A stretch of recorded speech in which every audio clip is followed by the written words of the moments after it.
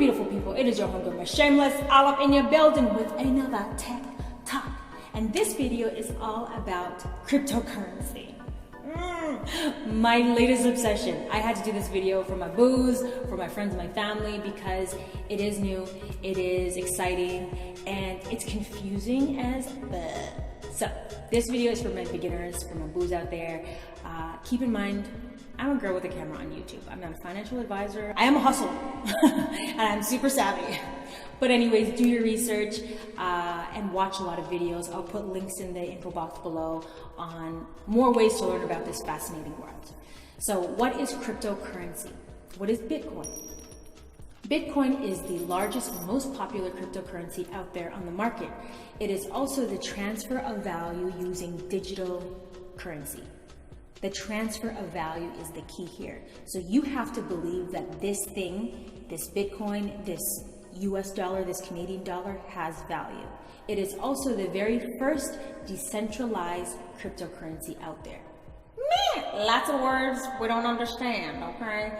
Now, decentralized meaning it takes the traditional model of central banking. In the US, the Federal Reserve is responsible for printing money. Now, Bitcoin was created by Satoshi Nakamoto, which is a pseudonym for someone who we don't know who this person is, which makes it even more elusive and weird and creepy and crypto. But I don't even know who invented the dollar. I could Google that and find that out. But whatever, the point is, this guy or girl created this system as a response to the financial crisis in 2007 and 2008. But if I was the owner of the Federal Reserve, I personally would print money for myself, my friends, and my family. I'm just saying, let's be real.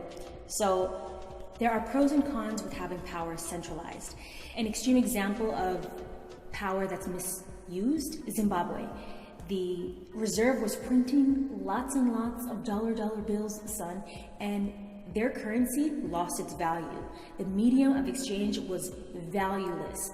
You couldn't use money to buy groceries. They printed $1 trillion banknote that had zero value.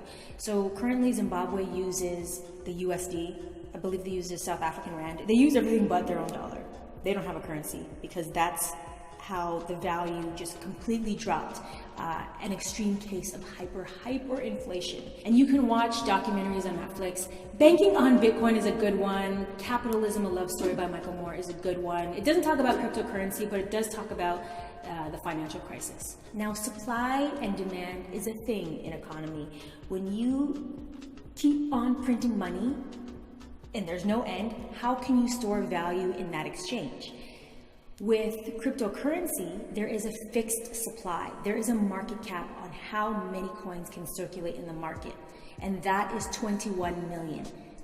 That's the most, in theory, that can ever be generated in the system. Beyond it being a fixed market cap system that, in theory, creates value, there's only 21 million, collect all 21 special edition coins, it relies on blockchain technology. Now, blockchain technology is what has blown the minds of everyone in the space. With blockchain, it is recording transactions and verifying and ensuring that that in fact happened, that you got this money from this person and this money went there. And with blockchain, it can't be duplicated, it can't be counterfeit, it can't be double spent. Everything is accounted for and verified. And that takes a lot of time to process. So the act of verifying these transactions is time consuming with Bitcoin. So they are now considering Bitcoin, instead of a currency that they hope to use in the system day to day, it's now considered a commodity like gold. Are you still with me?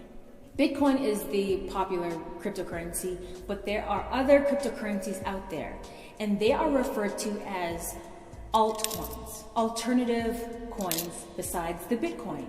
Now, there is Ethereum, there is Litecoin, there is Ripple, there is OMG, there is Monero, there's Neo. There are a ton of coins out there, and Your job is to research the tech behind it, and you could read the white papers, which is basically a document that the creator has listed what the purpose of the technology is and does. Nobody really reads that. Well, the beginners, I doubt will. But you know what? You should actually just read it just for some giggles. Right now, we're in the very early stages of cryptocurrency. It isn't widely adopted yet. The idea is cryptocurrency will be the new currency. And we're going to shift from what we use today, USD, Canadian, Euro, Pound, Pesos. We're going to shift from that system to the crypto system. This system is referred to as fiat. Not the car, fiat, the money. And we're going to shift to the cryptocurrency system. Now, the only place I've seen accept cryptocurrency, actually there are a few. There's a Lamborghini store that accepts Bitcoin. Monero is another currency out there, and on the news, Mariah Carey, G-Eazy, and a few other musicians were saying that they would be accepting Monero. So I went to their site to try to purchase, but I'm trying to wrap my head around, okay, so if all these currencies are out there, which one is going to be the one that wins? And that's the biggest question. We don't know. The system that we use today is very long. For me to send money home to Toronto, not only does it take a couple days for the wire transfer to clear, because there's banks in between. There's the US bank, there's the Canadian bank, and then there's the actual banks. So there's like 4 banks in the whole process. The idea is cryptocurrency eliminates all of those banks, and I can send money to my family right away without the fees and without the delay. That isn't the case right now, because in order to convert your current currency, your fiat currency, into cryptocurrency, you need to use an exchange. Now, this exchange, to me, defeats the whole point of decentralized networks, because now it is centralized. Coinbase, which is a very popular app, I use Coinbase, is an exchange place where I can convert my US funds into Litecoin, Bitcoin, Ethereum, Bitcoin Cash. They're going to be adding more.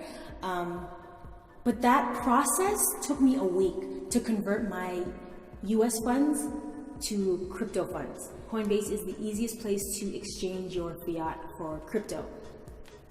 However, there are other exchanges out there, and also depending on the country, you might have another exchange that's more popular. I don't know those ones. Most exchanges that have affordable cryptocurrency under $100, I'm talking $1, $5, $10, they only accept Bitcoin or Ethereum, not your typical cash fiat currency. So you have to do 2 steps. The first step, you have to exchange your fiat currency at the exchange for Bitcoin or Ethereum. The second step, you have to exchange that Bitcoin or Ethereum that you just acquired for the more affordable currency that you really want to get. But now you have to back up your information onto a cryptocurrency wallet.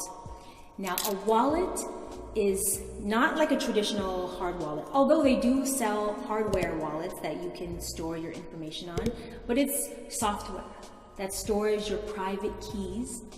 It sounds crazy, I know, but you need your own personal wallet to store your information on.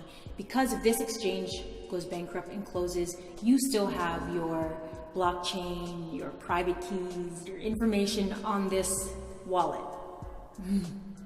I'm not an expert, I just did my homework. I'm doing my best to articulate that to you. But for the real deal, still, here, info, okay?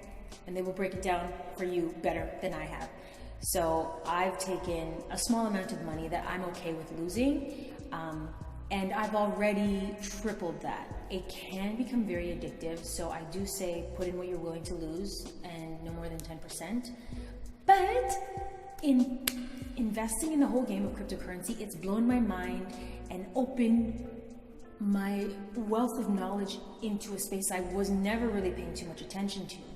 Money, what is it besides getting paid by the hour or paying bills? Like how to build wealth. And I don't come from a family that has stocks invested to pay for my college tuition or whatever the case is, buy me a new car. I have to buy my stuff with the money that I earn. I'd like to hope that cryptocurrency right now It's kind of like stocks. It's investing in something that may or may not materialize. The difference is stocks are regulated.